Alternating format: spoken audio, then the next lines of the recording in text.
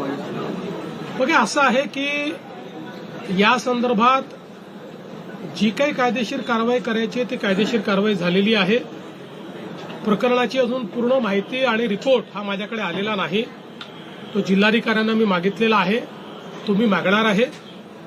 एक गोष्ट आपण लक्षात घेतली पाहिजे की अजितदादांनीही या संदर्भात स्पष्टीकरण दिलेलं आहे.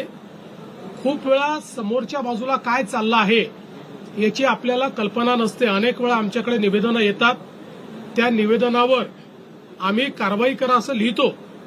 मात्र त्या निवेदनात सांगितलेली वस्तुस्थिती आणि प्रत्यक्षातली वस्तुस्थिती यात खूप अंतर असतं.